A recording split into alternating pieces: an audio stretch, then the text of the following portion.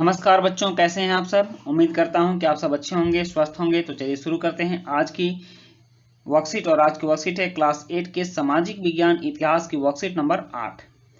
बच्चों, आज की वर्कशीट पाठ 2 व्यापार से साम्राज्य तक की है और इसमें उप विषय सर्वोच्चता का दावा तथा विलय की नीति को हम पढ़ने वाले हैं। इस पाठ से हमने और भी कई सारे टॉपिक पढ़ लिए हैं, जैसे व्यापार से साम्राज्य तक में हमने ये जाना है कि अंग्रेजों ने कैसे प्लासी के युद्ध में वहाँ के नवाब, बंगाल के नवाब को हराया, फिर बक्सर के युद्ध में बंगाल के नवाब को हराकर पूरे बंगाल की दीवानी प्राप्त की।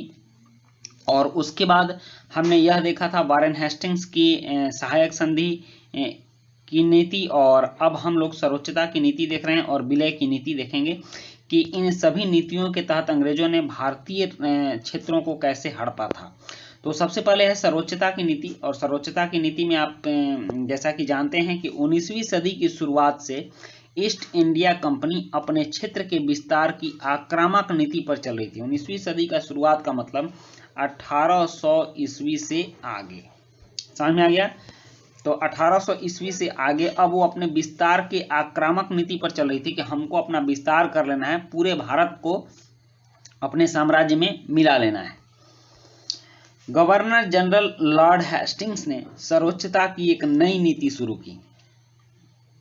उस समय जो कंपनी के गवर्नर जनरल होते थे, तो इन्होंने सर्वोच्चता की एक नई नीति शुरू की। और इस नीति के अनुसार ईस्ट इंडिया कंपनी का यह दावा था कि उसकी सत्ता सर्वोच्च है और इसलिए वह भारतीय राज्यों से भी ऊपर है। उन लोगों का दावा था कि हम लोग सभ्य हैं और भारतीय लोगों से सभ्य हैं, हम अच्छा कानून जानते हैं, अच्छी पढ़ाई जानते हैं, इस वजह से हम सभ्य हैं, हमारा सिविलाइजेशन जो है वह ऊंचा है और भारतीय लोगों पर हमारा राज्य करने का अधिकार है। इन पर हमको अपनी सत्ता सौंपने का, अपनी सत्ता का हक जमाने का अधिकार है। अपने हितों की रक्षा के लिए वह भारतीय रियासतों पर कब्जा करने या कब्जे की धमकी देने को अपना अधिकार मानती थी। और इस हित की वजह से वह ऐसा मानती थी कि हम भारतीय राजाओं पर कब्जा कर सकते हैं और उन पर अपना हक जमा सकते हैं। यह सोच बाद में भी अंग्रेजों की नीति में दिखाई देती है। उसके बाद बहुत सारी नीति अंग्रेजों की ऐसी है जिससे ऐसा लगता है कि वो वास्तव में भारतीय साम्राज्य को हड़पना चाहते थे और उसी को ध्यान में रखकर उन लोगों ने सारे कार्य किए। अंग्रेजों की इस नीति का पुरजोर विरोध हुआ, लेकिन जिन राजाओं ने, जिन लोगों ने इस बात को समझा, उन्होंने अंग्रेजों की इस नीति का विरोध भी किया। उदाहरण के लिए जब अंग्रेजों ने दक्षिण भारत में कित्तूर, जो अब कर्नाटक राज्य में है, तो कित्तूर जैसे छोटे से राज्य को अपने कब्जे में लेने का प्रयास किया, तो कित्तूर की रानी चेन्नम्मा ने अंग्रेजों के खिलाफ आंदोलन छेड़ दिया। आपने रानी चेन्नम्मा की कहानी पढ़ा होगा और उन्होंने बहुत ही खतरनाक आंदोलन किया था, इससे अंग्रेजों को काफ़ी क्षति हुई थी। और यह इसी का परिणाम था। अंग्रेजों की सर्वोच्चता की नीति के तहत उनके राज्य को कब्जा में लेने का प्रयास करने के बाद उन्होंने यह आंदोलन किया था। 1824 में उन्हें गिरफ्तार किया गया और 1829 में जेल में ही उनकी मृत्यु हो गई। रानी चेन्नम्मा के बाद संगोली, कित्तूर के एक गरीब चौकीदार रायन्ना ने यह प्रतिरोध जारी रखा। मतलब कि संगोली का एक चौकीदार था रायन्ना, उसने भी यह प्रतिरोध जारी रखा। चौतरफा समर्थन और सहायता से उन्होंने बहुत सारे ब्रिटिश शिविरों और दस्तावेजों को नष्ट कर दिया था।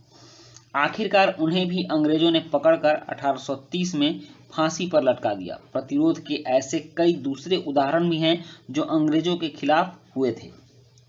और वास्तव में जिन लोगों को भी यह बात समझ में आती थी कि अंग्रेज हमारा राज्य हड़पना चाहते हैं, अंग्रेज हमारा देश हड़पना चाहते हैं, अंग्रेज हमारे यहाँ लूट की नीति से प्रभावित होकर कार्य कर रहे हैं, तो उन सभी लोगों ने अंग्रेजों का विरोध किया। लेकिन दुर्भाग्य की बात यह थी कि कुछ दिनों के विरोध और कुछ लड़ाइयों के बाद वे सभी के सभी हार भी गए थे।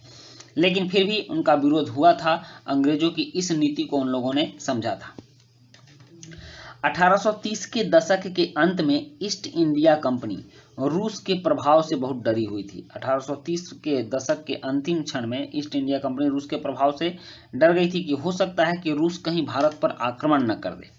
कंपनी को डर था कि कहीं रूस का प्रभाव पूरे एशिया में फैलकर उत्तर पश्चिम में भारत को भी अपने चपेट में ना ले ले। जैसे कि उत्तर पश्चिमी क्षेत्र भारत का जो पंजाब का क्षेत्र था, जम्मू कश्मीर का क्षेत्र था। तो इस क्षेत्र से रूसी कंपनी के आने का रूसी सरकार के आने का डर था। इसी डर के चलते अब उत्तर पश्चिम भारत पर भी अपना नियंत्रण स्थापित कर लेना चाहते थे। उन्होंने 1842 में अफगानिस्तान पर, 1843 में सिंध पर और 1849 में पंजाब पर शासन स्थापित कर लिया। मतलब कि उधर के क्षेत्रों पर भी इन लोगों ने अपना अधिकार जमा लिया और उसको अपने वश में कर लिया। अब है विलय की नीति, और अंग्रेजों की सबसे खराब नीति विलय की नीति थी। यह बिल्कुल अनैतिक नीति थी और इसका बहुत विरोध हुआ था। इसको देखते हैं कि यह क्या हुआ था। अधिग्रहण की आखिरी लहर 1848 से 1856 के बीच गवर्नर जनरल बने लॉर्ड डलहौजी के शासनकाल में चली। 1848 से 1856 के बीच गवर्नर जनरल थे लॉर्ड डलहौजी, और इन्होंने लॉर्ड डलहौजी ने एक नई नीति अपनाई जिसे विलय नीति का नाम दिया गया। और यह सिद्धांत इस तर्क पर आधारित था कि अगर किसी शासक की मृत्यु हो जाती है और उसका कोई पुरुष वारिस नहीं है तो उसकी रियासत हड़प ली जाएगी, यानी कंपनी के भूभाग का हिस्सा बन जाएगी। इस सिद्धांत के आधार पर कई रियासतें सतारा 1848 में, संबलपुर 1850 में, उदयपुर 1852 में, नागपुर 1853 में और झांसी 1854 में अंग्रेजों के हाथ में चली गई। मतलब कि उसने एक नियम बनाया था, उस नियम का नाम था डॉक्ट्रिन ऑफ लैप्स। मतलब कि जिनका कोई उत्तराधिकारी नहीं हो तो वह गोद लिए हुए उत्तराधिकारी को कंपनी नहीं मानेगी और उन राज्यों को अपने अंदर मिला लेगी। और यह बहुत ही अनैतिक सिद्धांत था, लेकिन इस सिद्धांत का बहुत बड़ा विरोध हुआ, क्योंकि आप जानते हैं कि झांसी की रानी लक्ष्मीबाई ने कितना बड़ा विरोध अंग्रेजों के विरुद्ध किया था और आज उसी विरोध के कारण वो अमर हो गई। तो इस तरह से उन्होंने सबसे पहले सतारा को, फिर संबलपुर को 1848-1850 में, उदयपुर 1852 में, नागपुर 1853 में और झांसी को 1854 में हड़प लिया। आखिरकार 1856 में कंपनी ने अवध को भी अपने नियंत्रण में ले लिया। अवध, जो कि उस समय का उत्तर प्रदेश का क्षेत्र अवध कहलाता था, तो उसको भी अपने नियंत्रण में ले लिया। और इससे क्रुद्ध होकर अवध की जो बेगम थी, बेगम हजरत महल, उन्होंने भी अंग्रेजों के खिलाफ बहुत बड़ा आंदोलन छेड़ा था। इस बार अंग्रेजों ने एक नया तर्क दिया और अवध को अपने नियंत्रण में लेने के लिए उन्होंने तर्क दिया। उन्होंने कहा कि अवध की जनता को नवाब के कुशासन से आजाद करने के लिए कर्तव्य से बंधे हुए हैं, इसलिए वे अवध पर कब्जा करने को मजबूर हैं। अपने प्रिय नवाब को जिस तरह गद्दी से हटाया गया, उसे देखकर लोगों में गुस्सा भड़क उठा और अवध के लोग भी 1857 के महान विद्रोह में शामिल हो गए। मतलब कि उन लोगों ने तर्क दिया कि इस नवाब को शासन करने नहीं आ रहा है, इसलिए हम अवध को अपने शासन में मिला रहे हैं। तो इस तरह से बहुत से नैतिक अनैतिक तर्कों को दे करके उन लोगों ने देश के राजों को अपने राज्य में मिलाया। अब यहाँ कुछ प्रश्न है कि सर्वोच्चता की नीति क्या थी, सर्वोच्चता की नीति किसके नेतृत्व में शुरू की गई, विलय नीति का सिद्धांत क्या था, यह सिद्धांत अनैतिक क्यों था, सर्वोच्चता की नीति के तहत दक्षिण भारत के किस राज्य पर कब्जा करने का प्रयास किया गया। तो इस तरह से इन 5 प्रश्नों के उत्तर करते हैं। चलिए आंसर शीट पर। प्रश्न 1, सर्वोच्चता की नीति क्या थी, सर्वोच्चता की नीति किसके नेतृत्व में शुरू की गई। तो इसका उत्तर है, सर्वोच्चता की नीति का अर्थ था कि अंग्रेज और उसकी सत्ता सर्वोच्च है, इसलिए वह भारतीय राज्यों से भी ऊपर है। इस नीति की शुरुआत गवर्नर जनरल लॉर्ड हेस्टिंग्स के नेतृत्व में की गई। और प्रश्न 2, विलय की नीति का सिद्धांत क्या था, यह सिद्धांत अनैतिक क्यों था।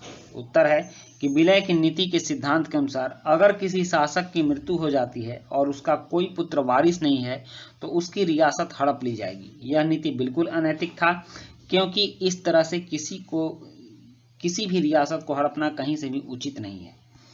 प्रश्न 3 है कि सर्वोच्चता की नीति के तहत दक्षिण भारत के किस राज्य पर कब्जा करने का प्रयास किया गया, इसका क्या परिणाम हुआ। तो इसका उत्तर है कि सर्वोच्चता की नीति के तहत दक्षिण भारत के कित्तूर राज्य को हड़पने का प्रयास किया गया, जिसके परिणाम स्वरूप कित्तूर की रानी चेन्नम्मा ने अंग्रेजों के खिलाफ आंदोलन छेड़ दिया।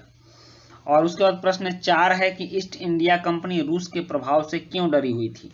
तो इसका उत्तर है कि ईस्ट इंडिया कंपनी को यह डर सता रहा था कि रूस उत्तर पश्चिम भारत पर अपना नियंत्रण स्थापित कर सकता है। और उसके बाद प्रश्न 5 है कि यदि आप कित्तूर के एक नागरिक होते तो ईस्ट इंडिया कंपनी के विरुद्ध आपकी क्या प्रतिक्रिया होती।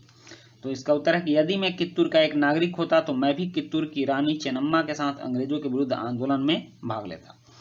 तो बच्चों ये थी आपकी आज की वर्कशीट और आज की वर्कशीट कंप्लीट होती है। वीडियो अच्छी लगी हो तो लाइक, सब्सक्राइब, कमेंट जरूर कीजिएगा। मिलते हैं नेक्स्ट वीडियो में। Thank you.